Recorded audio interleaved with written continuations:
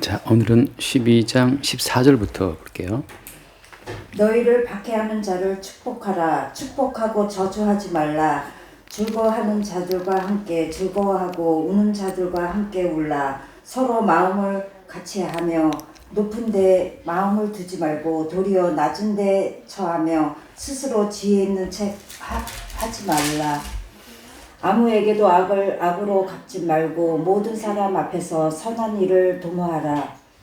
할 수 있거든 너희로서는 모든 사람과 더불어 화목하라. 내 사랑하는 자들아, 너희가 친히 원수를 갚지 말고 하나님의 진노하심에 맡기라. 기록되었으되 원수 갚는 것이 내게 있으니 내가 갚으리라고 주께서 말씀하십니다. 내 원수가 줄이거든 먹이고 목마르거든 마시게 하라. 그리함으로 내가 숯불을 그 머리에 쌓아 놓으리라. 악에게 지지 말고 선으로 악을 이기라. 아멘까지 볼게요.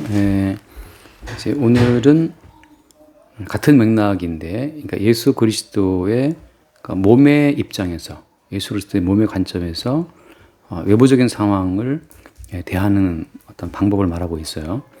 그러니까 예를 들어서 14절에 너희를 박해하는 자를 축복하라라고 하잖아요.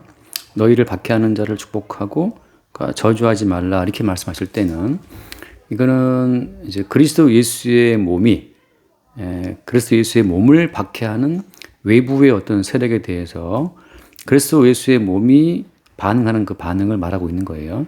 그러니까 우리가 어떤 개인적으로 어떤 사적으로 어떤 박해받는 상황을 말하는 것이 아니라 그리스도 예수로 말미암아 받는 박해 그런 상황을 말하는 거죠. 이게 왜 중요하냐 하면은 사람은 사실은 어때요? 부득이하게 세상에 살다 보니까 부득이하게 어떤 사적인 원수가 생기게 돼 있어요. 그러니까 우리가 어떤 돈 문제에 있어서 내 돈을 떼어 먹었다는 누가 혹은 내가 연 어떤 사업체보다 옆에 사업체가 부당한 방법으로 내 사업체에 어떤 고객을 끌고 왔다. 그러면 이제 원수가 되는 거죠. 또 뭐 돈을 꼬아주고 못 받았다든지 아무튼 우리는 세상살이가 힘들기 때문에 원치 않게 우리가 다른 사람들하고 이제 척을 지게 돼요. 원수가 되고. 그러니까 내 입장에서는 내게 손해를 끼친 자가 원수가 된단 말이죠. 그러니까 또 그 사람 입장에서는 또 그 사람의 어떤 이익을 또 생각하기 때문에 나한테 손해를 또 끼치게 된 거고. 그러니까 모든 인간은 세상살이가 힘들다 보니까는 각자 자기 입장에서 자기 이익을 따라 누구를 판단하기 때문에 이런 이제 원수가 생긴다고 하는 거죠. 그러니까 성경에서 말하는 박해하는 자를 이제 축복하라 이렇게 말씀할 때는 이거는 우리의 어떤 개인적인 입장에서 개인적인 이해관계를 따라서 나를 박해하는 자를 말하는 것이 아니고 앞에 쭉 흐름이지만 그리스도 예수의 몸의 입장에서 그리스도 예수께서 이미 우리의 몸과 우리의 인생을 다 이제 예수님께서 다 가져가신 거잖아요. 그죠? 그러니까 우리의 몸과 인생이 예수님께 양도가 됐어요. 그러니까 우리의 주인은 예수님이란 말이죠. 그러니까 예수 그리스도의 몸에 합류가 된 상태에서 예수 그리스도의 몸에 지체한 부분으로서 세상을 대하는 어떤 입장을 말하고 있다는 거죠. 근데 이제 중요한 건 그거예요.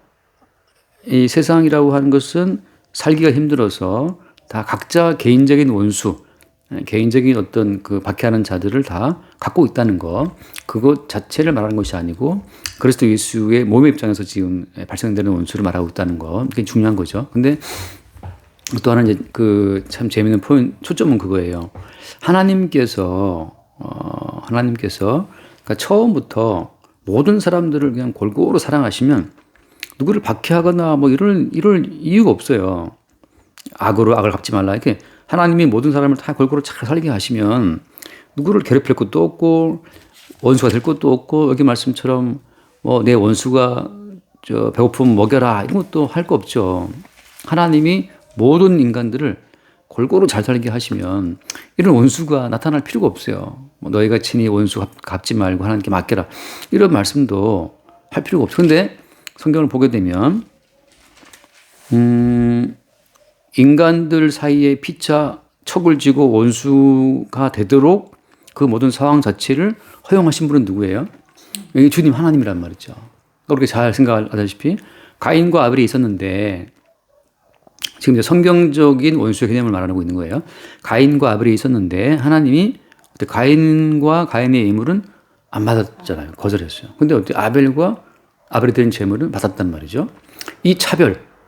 하나님이 왜 가인과 가인의 제물은 거절하고 그럼 다 거절하든지 또 아벨이 드린 제물은 받으시고 하나님이 차별하시니까 누가 기분 나빠요? 가인이 기분 나쁜 거죠. 그래서 가인이 아벨과 원수가 된 거예요. 왜 하나님은 죄는 기뻐하고 죄는 받고 나는 왜 안 받아? 그래서 아벨을 죽여버린단 말이죠. 그러니까 이렇게 하나님이 일방적으로 누구 것은 받고 누구 것은 거부함으로 말미암아서 인간들끼리 미워하게 만든 이런 상황은 누가 조성하신 거예요? 주님이 하나님이 조성하신 거란 말이죠. 그럼 여기서 중요한 것은 그럼 왜 하나님은 이렇게 가인과 아벨을 원수가 되게 해서 결국은 가인이 아벨을 죽였잖아요. 그러니까 인간적인 행위를 한 거에 대해서 그러니까 주님은 인간적인 거로 대하시는 게 아니라 세상 사람 이거로 대하시는 게 아니라 주님의 한 분으로 인해서 발생되는 네, 그렇죠. 그럼 이제 주님께서는 왜 그럼 무슨 목적으로 이렇게 두 아들을 태어나게 해놓고 나서 가인과 아벨이라는 두 아들을 딱 우리 앞에 제시해 놓고 나서 가인 거는 거부하고 아벨은 받고 하는 이런 일을 어린 양의 피 그렇죠. 네. 결국은 지금 아벨이라고 하는 존재는 누구를 말하는 거예요? 아벨은 십자가의 죽임을 당하고 부활하실 예수 그리스도를 말하고 있는 건데, 그러니까 박해받고 핍박받고 죽임당한 그 예수 그리스도의 모형으로 등장한 자 누구예요? 그 아벨이죠. 그러니까 지금 성경에서 말하는 원수의 개념을 이해할 때는 인간들에 의해서 박해를 받고 오해를 받고 결국 죽임을 당하는 그 예수 그리스도의 관점에서 누가 원수가 되는 거예요? 그 예수 그리스도를 박해했던 죽였던 그러니까 아벨을 죽였던 그 가인의 입장. 가인과 가인의 재물, 그 다음에 가인과 가인의 재물과 똑같은 사고 방식과 사상으로 존재하는 그들이 예수를 못 박아 죽이는 원수라고 하는 거죠. 그러니까 지금 일단 우리는 뭘 내려놔야 되냐면은 내 돈을 떼먹고 나의 기분 나쁜 말을 하고 나를 아프게 했었던 일단 개인적인 원수를 잠깐 내려놓고 지금은 성경에서 말하고 있는 원수는 뭘 말하는 것이냐, 그리고 예수 그리스도에 대한 어떤 반응을 통해서만 성경에서 말하는 원수가 나온다고 하는 거예요. 그러니까 지금 아벨이라고 하는 사람은 결국 누구를 보여주고 증거하기 위해서 가인과 원수시간 된 거예요? 네, 주님. 자기처럼 하나님께 들어졌다고 하는 그 이유 때문에 핍박받는 어떤 예수 그리스도를 보여주기 위한 모형으로 지금 아벨은 형으로부터 박해를 받고 있는 거예요. 자, 그런 관점에서 오늘 그 14절 다시 한번 보면 14절을 너희를 박해하는 자를 축복하라. 축복하고 저주하지 마라. 자, 여기서 너희를 박해하는 자를 축복하라 하는 그 말은 왜 이 말을 하냐면 지금 네가 박해받고 있는 것은 누구를 보여주는 어떤 모형이기 때문이라는 거예요. 박해를 받는 이 입장에서는 그리스도 예수, 박해받는 예수 그리스도의 입장을 우리에게 보여주기 위해서, 그렇죠. 박해받는 주님의 어떤 그 여정에 우리를 동참시키는 과정에서 벌어지는 박해라고 하는 거죠. 그러니까 우리는 단순히 그냥 어떤 그 사람과 나와의 이해관계 때문에 생기는 박해라고 생각하면 사적인 원수가 되는 거지만, 여기서 이 박해를 통해서 먼저 박해받으신 예수 그리스도의 박해를 생각한다면 이렇게 예수님도 박해받은 거였구나 하고 예수의 박해와 연합하게 되면 그때 우리는 예수 그리스도의 몸 안에서 그리스도 예수의 원수가 무엇인지를 보게 되는 거예요. 그러니까 성경에서 말하고 있는 원수라고 하는 것은 개인적인 원수가 아니고 십자가 맡겨 죽으신 예수 그리스도, 그 십자가의 원수들을 다 보여주는 어떤 하나의 장치라고 하는 거죠. 하나님께서는 가인과 아벨을 통해서 결국은 뭘 증거하시냐 하면, 가인과 아벨을 왜 하나님이 등장시켜갖고 맞아 죽게 했냐 하면 결국은 인간들의 손에 의해서 맞아 죽는 예수 그리스도를 보여주기 위해서 가인과 아벨을 그렇게 주님께서 이 땅에 나게 하신 거예요. 그래서 가인 거는 거부하고 아벨을 받으심으로 말미암아서 하나님이 뭘 말씀하신 거냐면 모든 인간들은 하나님 보시기에 하나님이 받으실 만한 존재다 아니다? 아니라는 사실을 가인 것을 거부함으로 말미암아서 모든 인간들은 하나님 보시기에 이미 거부가 된 존재야. 그걸 증거하는 거란 말이죠. 그러니까 하나님의 원수는 어떻게 나오냐 하면 자기의 어떤 존재성의 가치를 둘 때 원수가 나와요. 그러니까 이미 하나님은 아담과 하와를 에덴 동산에 추방했잖아요. 추방하시고 어때요? 생명나무로 가는 길을 막았어요, 열어놨어요? 막았죠. 두루 도는 불칼, 화염검과 천사들을 동원해서 에덴 동산을 다 지켜가지고 생명나무의 길을 막았단 말이죠. 그 말은 무슨 말이냐면 너희들은 지금 생명이 올 수 있다 없다? 올 수 없다는 걸 보여주는 거잖아요. 그러니까 하나님은 이미 인간들을 추방을 하고 너희들은 생명의 세계에 올 수 없어라고 그들을 사망의 세계에 다 던져버린 거예요. 그 사실을 받아들이지 않고 우리는 살 수 있어. 우리는 생존할 수 있고 인간다운 존엄성의 가치가 있어. 근데 왜 우리 인간의 가치를 인정해 주지 않아? 라고 덤비는 자들이 가인 부류의 인간들이고 사실은 어때요? 모든 인간들이 가인과 같은 사고방식으로 인생을 살아가는 거죠. 그래서 하나님께 나와서 뭘 요구하냐면 하나님 제가 기도할게요. 열심히 제가 충성할게요. 헌신할게요. 저에게도 생명을 주시고 복을 주세요. 라고 이제 막 때를 쓰는 거죠. 근데 가인도 나름 농사 지은 거 가지고 와서 하나님께 드렸잖아요. 하나님 거부한단 말이죠. 왜냐하면 야 니들이 뭘 바친다 하더라도 난 니들이 바치는 거 안 받아 이거예요. 안 받는다. 안 받겠다는 거거든요. 그래서 한번 그 말씀 전도서에 그런 말씀이 있는데 전도서 9장에 전도서 9장 몇 절이냐면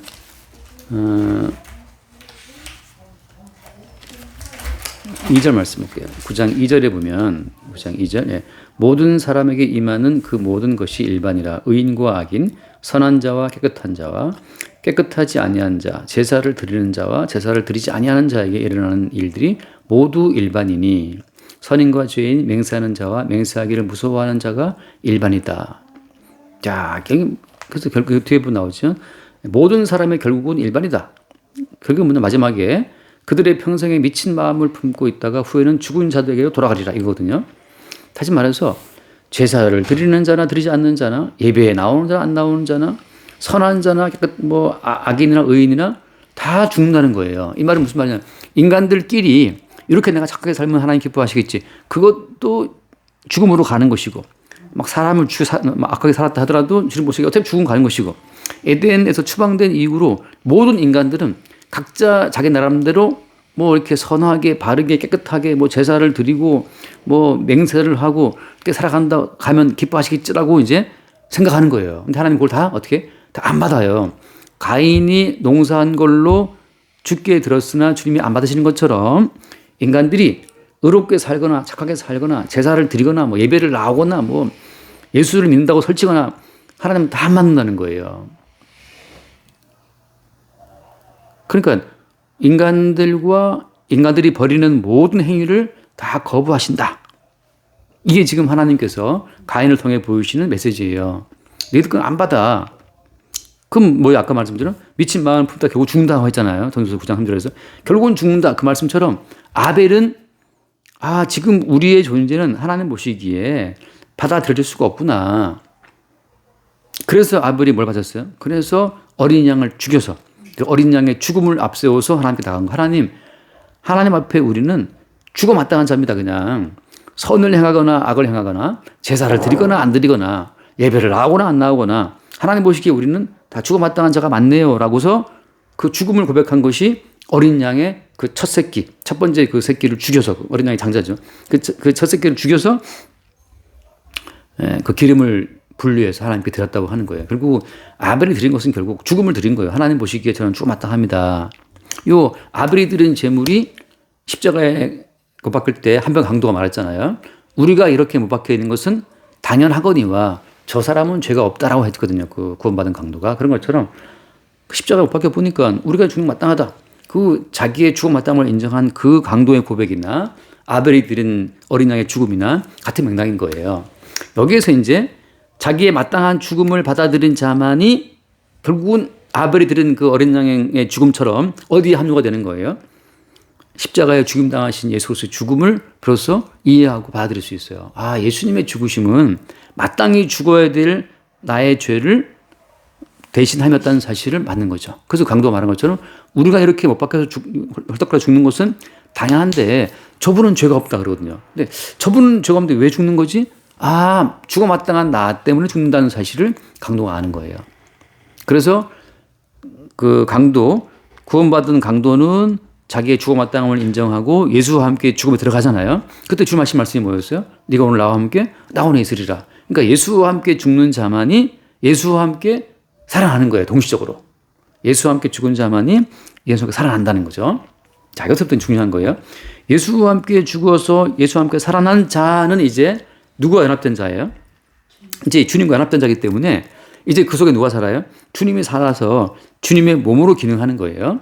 자, 주님의 몸으로 기능하다 보면 이제 뭐가 따라옵니까? 방금 말씀처럼 그 14절 말씀처럼 주님의 몸으로 살다 보니까 뭐가 돌아오냐면 너희를 박해하는 자를 축복하는 말씀처럼 박해가 따라와요. 아까 말한 아벨로 치면 누가 박해하는 겁니까? 가인이 박해하는 거죠. 그래서 가인은 뭘 믿는 거예요? 자기의 존재와 자기의 행위를 믿는 거죠. 내가 이렇게 제사한다. 아까 말한 것처럼 제사를 드리는 자와 제사를 드리는 자가 일반인데 다 죽는 것인데 가인은 말하기를 제사 드리면 기뻐하지, 예배하면 기뻐하지, 착하게 살면 기뻐하지. 그 존재의 가능성과 자기의 행위의 가치를 두고 나가는 거죠. 근데 아벨은 말하기를 야 우리가 제사를 하든 예배를 하든 선교를 하든 그건 주님 보시기에 아무 의미 없어. 다 죽음이야. 이렇게 말하는 아벨이 나타나서 오직 십자가에 대신 죽으신 예수님밖에 없다. 그분이 모든 것을 대속하셨고 모든 죄를 모든 약속을 다 이루셨다. 그분의 대속과 그분이 다 이루신 그 대행을 증거할 때 그때 돌아오는 것이 박해라고 하는 거죠. 그래서 예수님도 바리새인들과 서기관들이 행했던 그 모든 의로운 행실들을 예수님이 다 거부했잖아요. 그리고 그 앞에서 세리와 창기와 강도들에게 오히려 하나님 나라가 들어간다고 선언해 버렸단 말이죠. 그래서 그들이 이렇게 열심히 계명시키고 율법시키고 금식하고 안식을 지키고 살아가는데 이걸 다 무시한다고? 근데 오히려 세리와 창기와 죄인들 한 게 아무것도 없는데 저들이 구원받는다고? 그런 천국은 인정할 수 없다 하고 예수를 죽인 거란 말이죠. 그러니까 그 예수 그리스도가 받았던 복음으로 인한 예수님의 그 박해에 성도가 함께 참여하게 되는 과정으로 들어가는 거예요. 그러니까 하나님의 어떤 원수라고 하는 것은 십자가의 복음에 대항하는 것으로 드러난다고 하는 거죠. 한번 읽고 잠깐 넘어볼게요. 시간이 빌립보서 3장을 보면 빌립보서 3장 18절 말씀 18절 제가 볼게요. 내가 여러 번 너희에게 말하였거니와 이제도 눈물을 흘리며 말하노니 여러 사람들이 그리스도의 십자가의 원수로 행하니라 그랬거든요. 십자가의 원수로 행한다라고 할 때 십자가의 원수가 누구냐 하면 자기의 행함으로 자기 어떤 의로운 행실들로 하나님 앞에 갈 수 있다고 생각하는 사람들이 십자가의 원수들이에요. 그래서 그 앞에 빌립보 3장 6절 말씀 보면 6절에 지금 사도 바울이 옛날에 자기 모습을 회고하는데 3장 6절에 열심히로는 교회를 박해하고 율법에 의로는 흠이 없는 자라. 이 지금 바울이 옛날 일을 말하는 건데 사도 바울이 예전에는 왜 교회를 박해했어요? 교회를 왜 박해했냐면 교회라는 집단이 율법을 지키는 인간의 의로운 행실의 가치를 무시하니까 제사를 드리는 인간의 의로운 가치를 무시하니까 교회라고 하는 것은 오직 그리스도 예수의 대신 죽으심과 그분이 이루신 언약의 어떤 결과로 구원된다고 말하니까 그래서 이 예전에 사도 바울이 구원받기 전에 교회를 박해했던 거예요. 마치 가인이 아벨을 박해하듯이 예전 유대교에 있을 때 사도 바울이 교회를 박해한 거죠. 왜냐하면 율법의 의로는 뭐 어떻게 했다? 의로는 흠이 없는 자였다. 그만큼 사도 바울이 열심히 율법 지킨 건데 주님이 보고 말하기를 열심히 율법을 지키는 자나 지키지 않은 자나 어때요? 일반이다. 선인이나 악인이나 일반이다. 아무 의미 없어. 금요 철학에도 나와서 눈물 콧물 흘려 기도한 자나 집에서 낮잠 잔자나 밤잠 잠자나 주님 보시기엔 다 일반이 다 죽음이다. 그러니까 기록에 나와서 눈물 콧물 흘려 기도한 사람이 들을 때는 너무 얄밉고 미운 거죠. 나 이렇게 열심히 기도하는데 기도도 안 나온 저 인간은 주님 보시기 어렵다 하시면 온다고? 말도 안 돼.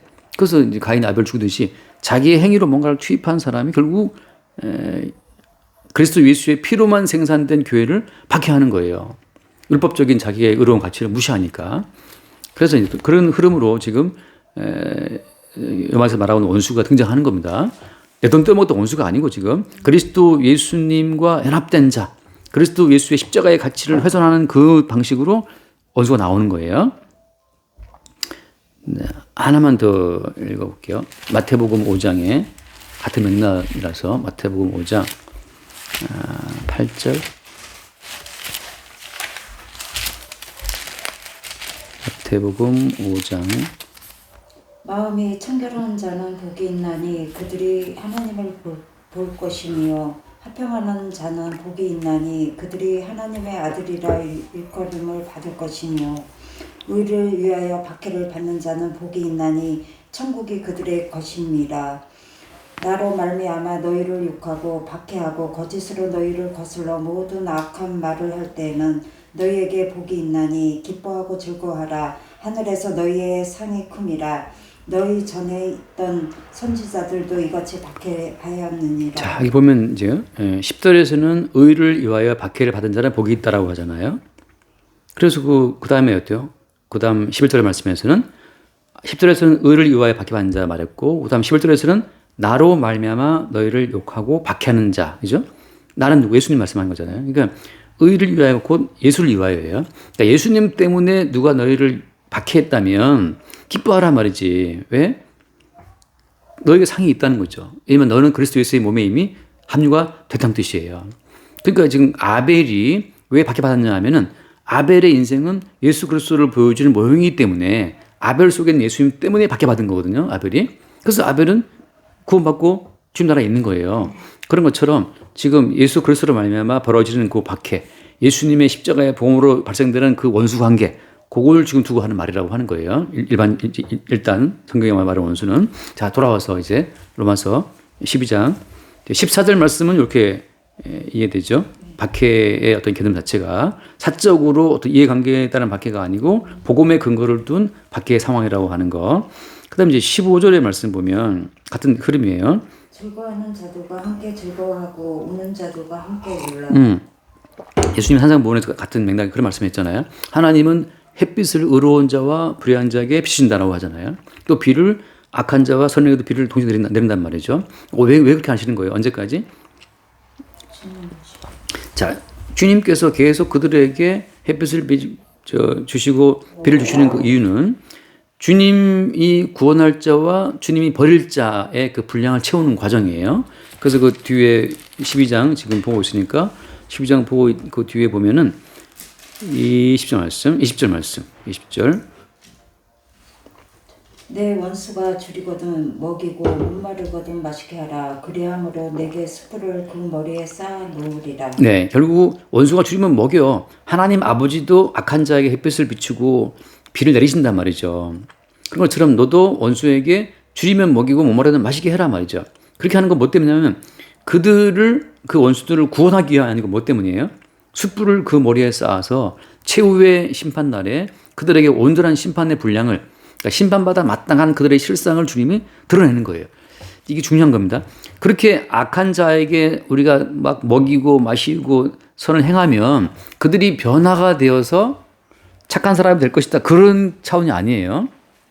하나님의 심판의 분량을 쌓는 거예요.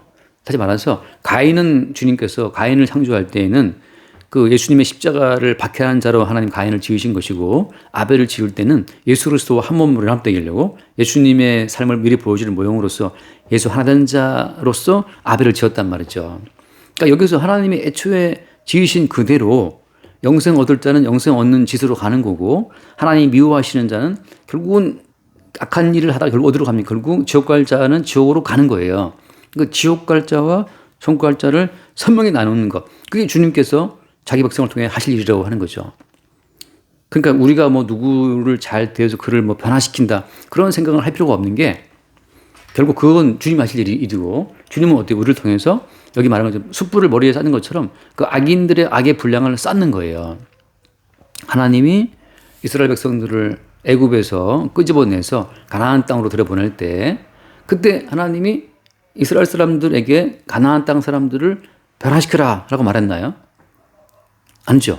다 죽여버리라 해서 죽여버리라. 그래서 결국은 여호수아 군대가 가서 가나안성 사람, 여리고성 사람 다 죽인단 말이죠. 여리고성 가운데에서 오직 기생 라합과 라합의 집에 있는 사람만 구원받았어요. 그러니까 세상 전체가 하나님의 진노의 심판 아래 있다는 그 사실을 증거하는 데에는 아무런 지금 변화가 없어요.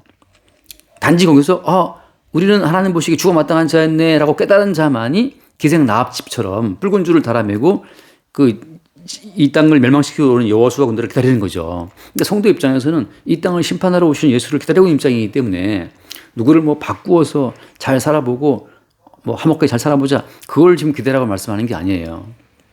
근데 물론 이제 여기서 우리가 고의적으로 인위적으로 누구와 싸우지 말라는 그 말씀을 하고 있는데 거기 앞에 거기 18절 말씀. 할 수 있거든 너희로서는 모든 사람과 더불어 화목하라. 네. 그러니까 우리가 뭐 악의적으로 너 예수가 좋겠어? 예수가 안 좋겠어? 그 너 마귀적이야 하고 우리가 뭐 주체가 되어서 막 뭘 가려고 구분할 필요는 없다는 거예요. 우리는 우리대로 최대한 화목하게 사는 그 과정에 들어가면 되는데 아벨도 그냥 가인과 잘 지내고 싶었는데 가인이 아벨을 친 거란 말이에요. 그런 것처럼 우리 입장에서 뭔가를 하는 것이 아니고 주께서 우리를 사용해서 주의 뜻을 드러내는 그 순간까지 우리는 모든 일과 더불어 화평하고 살아가는 거죠. 그 마찬가지 말씀이에요. 그 위에 말씀도 17절 말씀, 17절. 아무에게도 악을 악으로 갚지 말고 모든 사람 앞에서 선한 일을 도모하라. 보면 요셉이라는 사람이 애굽에 나중에 총리가 됐는데 총리가 된 요셉이 뭔 일을 했어요? 총리가 된 요셉이 지금 기근 때문에 굶어 죽게 된 애굽 사람들을 위해서 주님 주신 지혜를 총동원해서 양식을 다 미리 준비해서 살게 한단 말이죠. 그러니까 선한 일을 도모했어요. 사랑 앞에서. 그러니까 주께서 우리에게 주신 환경과 삶을 따라서 우리는 그 지혜를 따라서 모든 사람과 할 수만 있으면 화목하게 지내면 되는 거죠. 그렇게 되는데 우리의 머리이신 주님이 그리스도 예수로 말미암아 어떤 상황을 그죠? 그 우리 안에 있는 십자가의 예수로 말미암아서 박해받는 상황을 주님이 일으킨다고 하는 거예요. 허용한다는 거죠. 마치 가인이 아벨을 죽이듯이 그런 것처럼 그렇게 주께서 일으키시는 박해의 상황에서 어떻게 하라? 그때 축복하고 그때 즐거워하고 말이죠. 그래서 우리가 할 수 있는 일들은 함께 즐거워하고 함께 울고 그리고 어때? 스스로 선한 일을 도모하고 화목하기를 원하고 이런 일을 다 우리는 살아가는 과정 가운데에서 다만 주님이 일으키는 사건 속에서 주님이 자기 백성과 버림받은 백성들을 분류해 내시는 그런 과정에 우리는 다만 동원될 뿐이에요. 그래서 그 끝에 있는 말씀, 21절 말씀에 21절에 악에게 지지 말고 손으로 악을 이기라. 이 말은 예를 들어서 가인과 아벨이 있으면 누가 이긴 거예요? 가인이 아벨을 죽이고 아벨은 빨리 죽어버렸고 가인은 성도 짓고 나중에 뭐 퉁소 만드는 부는 자, 뭐 두발 가인처럼 뭐 동sol기 만드는 자, 아무튼 그 가인의 후손들이 번성했어요 이 땅에서. 그 누가 이겼냐 하면 그 큰 성 짓고 큰 집 짓고 잘 산 가인이 이긴 거지. 근데 성경에서 뭘 말하는 거예요? 그게 사실은 뭐예요? 그게 이긴 게 아니라는 거죠. 성경에서 말하는 이김은 몸을 떠나서 주와 함께 있는 그것이 이긴 거예요. 다시 말해서 그런 표현을 하잖아요. 예수님이 골로새서에 보면은 2장에 골로새 2장 14, 15절을 볼게요. 우리를 거스르고 불리하게 하는 법정문으로 쓴 증서를 지우시고 제하여 버리사 십자가에 못 박으시고 통치자들과 권세들을 무력화하여 드러내어 구경거리로 삼으시고 십자가로 그들을 이기셨느니라. 네, 십자가로 그들을 이기셨다. 십자가라고 하는 것은 통치자들에 의해서 예수님이 심판을 받고 죽임을 당한 사건이기 때문에 언뜻 보면 예수님이 진 거예요. 근데 예수님께서 뭐라고 십자가로 그들을 이겼다고 말하는 거죠. 가인과 아벨을 보게 되면 분명히 가인이 이겼는데 아벨이 죽었으니까. 근데 성경에서는 오히려 아벨이 이겼다고 평가하는 거예요. 왜 아벨이 이겼냐면 왜 아벨이 이긴 거죠?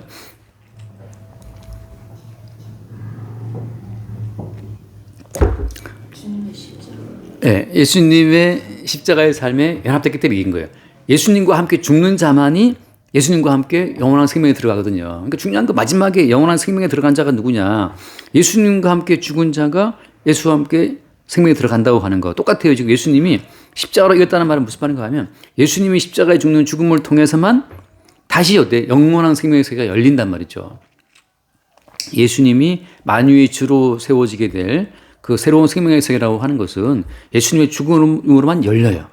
죽지 않으면 생명의 세계가 열리지 않아요. 그걸 요한복음에서 뭐라 표현했어요? 요한복음에서는 하늘의 밀이 땅에 떨어져 죽어야만 열매를 맺거든요. 열매가 죽지 않으면 새로운 싹이 올라오지가 않아요. 그러니까 이집트에서 그 피라미드에서 수천 년 된 어떤 그 열매 씨앗이 나왔다. 뭐 그런 유명 말이 근데 바로 그 관에서 나왔는데 그냥 그 씨를 땅에 심었다는 거죠. 어떤 생물학자가 심었더니 벌써 싹이 올라오다는 거죠. 그러니까 나는 그거 맞는지 모르겠지만 아무튼 오랜 세월 동안 그냥 있었던 그 나달 알맹이 하나는 싹을 틔울 수 없는데 땅에 딱 던져 넣으니까 땅에서 심었더니만 거기서 올라오는 거죠.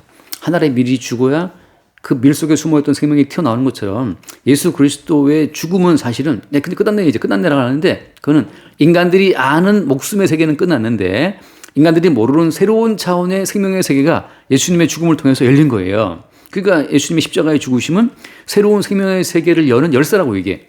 그것이 곧 승리의 예수입니다. 그러니까 누가 예수를 안 죽여주면 생명의 세계가 열리지 않아요. 근데 고맙게도 주님이 활용하시는 통치자들과 권세들이 벨라도나 대제사장과 장로들 그들이 예수를 죽임으로 말미암아서 예수님이 새로운 생명의 세계의 문을 여신 거죠.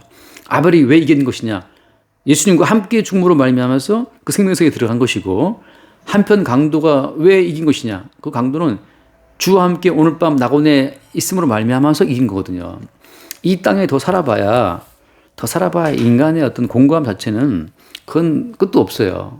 그러니까 이제 성경에서 인간의 삶 자체를 그냥 아침 안개처럼 이제 이렇게 해석하잖아요. 더 산다운 자체가 의미가 없는 게 사는 자체가 고통과 괴로움이란 말이지. 근데 주님께서 아벨을 일찌감치 데리고 천국으로 들어감으로 말미암아서 어떤 이 땅의 곤고한 삶의 감옥살이에서 아벨을 건져서 해방시킨 거죠. 그러니까 감옥에 들어간 자가 출소할 날을 기다리는 것처럼 성도는 이 땅이 감옥살이기 때문에 빨리 이 땅을 떠나가기를 다 바래요. 그러니까 이 땅을 나간 그것이 승리의 날인 거라. 군인들은 군대 들어가면 계속 제대 날짜 기다리는데 드디어 제대 날짜를 받고 이제 전역신고를 하고 나가는 그 날이 자리 거라 군대하고 뒤도 안 돌아보고 나오는데 그것이고 그 인생의 승리인 것처럼 성경에서 말하는 승리는 악에게 있지 말고 손 악을 이라 그 말은 이건 박해받으신 예수와 함께 박해받음으로 말미암아서 예수와 함께 죽고 예수와 함께 살아가는 그 노선이 그게 이기는 선으로 악을 이기는 노선이라고 하는 거죠. 뭐 착한 일을 하고 뭐 도와주고 해서 그걸 이기는 뜻이 아니라 주와 함께 죽는 그 길만이 그게 선으로 악을 이기는 길이에요. 그러니까 지금 십자가에 죽임당하신 예수님의 입장에서 형성되는 새로운 원수가 있는 거예요. 나의 이익에 개별적인 내 인생의 어떤 이해관계를 따라서 원수가 아니고 십자가에 죽임당하고 부활하신 예수님의 몸의 입장에서 원수를 어떻게 대하라라고 말씀하고 있는 건데 이것도 어때요? 하나의 법이 아니고 그리스도 예수가 머리이신 그 몸의 통치를 주님이 이렇게 끌고 간다는 거예요. 다시 말해서 우리는 원수를 어떻게 이기죠라고 걱정할 필요가 없는 게 머리이신 주님이 그렇게 우리를 인도하신다는 거죠. 그래서 요셉이 팔려갔지만 나중에 어떻게 형들을 대우해요? 형들을 끝까지 책임져요. 그렇지? 자기를 팔아먹은 형들인데 왜 책임져야 하면은 머리이신 주님에 의해서 벌어진 일인 걸 알기 때문에 머리이신 주님이 요셉의 인생을 어떻게 딸랑 집어다가 예수님처럼 팔려가게 했단 말이죠. 그러니까 예수님의 십자가의 여정에 풍동합류가 된 것은 누구 때문이에요? 주님이 형들을 동원해서 그렇게 요셉을 팔아먹기 때문에 동원된 거라고. 그러니까 그걸 알기 때문에 우리는 심지어 우리를 팔아먹은 사람을 대할 때에도 그 사람이 나를 배반하지 않았으면 나는 예수님처럼 배반당하는 그 십자가의 여정에 참여가 안 됐어. 그러니까 그 사람을 용서할 수가 있는 거예요. 몇 번 예를 들었지만 다윗이 압살롬 반란한테 도망가잖아요. 근데 누가 다윗을 저주했어요? 그 게라 애들 시므이가 막 저주를 해요. 그러니까 예를 들어서 우리가 사업하는데 망했어. 와서 뭐 잘 망했네. 막 근데 악담을 한다고 칩시다. 근데 다윗이 한 말이 뭐예요? 여호와께서 저로 하여금 나를 저주하게 하신 것이다 말이죠. 다시 말해서 주님이 그 게라 애들 시므를 통해서 다윗을 예수님의 십자가의 인생에다가 풍덩 밀어 빠뜨린 거예요. 그러니까 다윗도 나도 주님이 하게 하신 거야.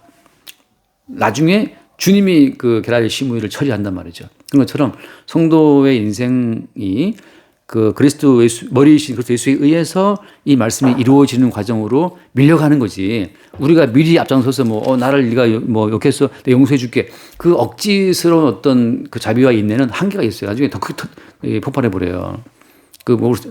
저기 어저께도 뉴스 보니까 광주에서 부부싸움 하다가 5살 먹은 애를 밖으로 던져 죽였더라고. 그러니까 부부싸움 하는데 그 와이프가 화가 나니까 자고 있는 애를 저기 창을 열고 던져버렸어요. 바깥으로.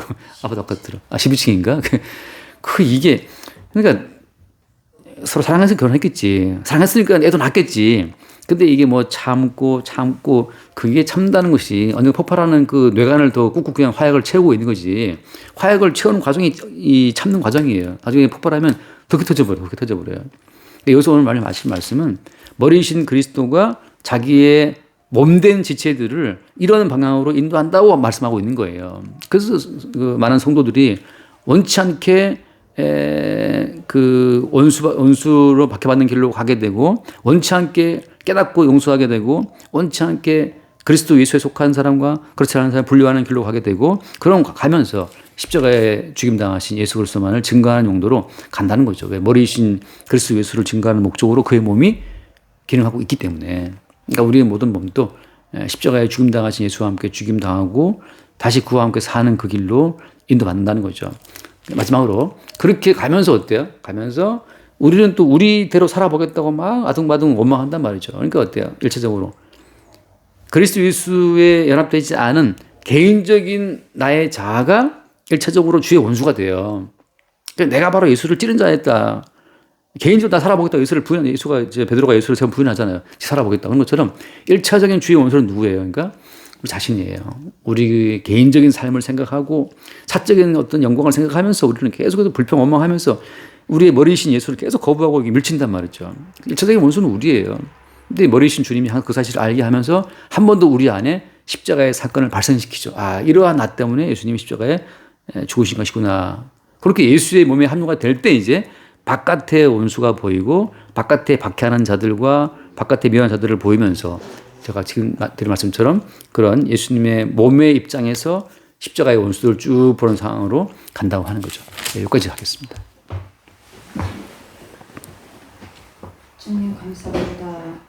모든 인간들은 하나님의 보시기에 다 죽은 자로서 우리는 주님의 일으키는 사건 속에서 항상 주님의 인도하심으로 살 수 있음을 늘 깨닫습니다. 주님의 십자가의 은총으로 항상 살 수 있도록 주님께서 인도하여 주시길 간절히 원하며 사랑이 많으신 예수 그리스도 이름으로 기도드렸습니다. 아멘. 주님 감사합니다. 이미 우리의 몸이 주께 양도되어 주의 것으로서 기능하고 있음을 고백합니다.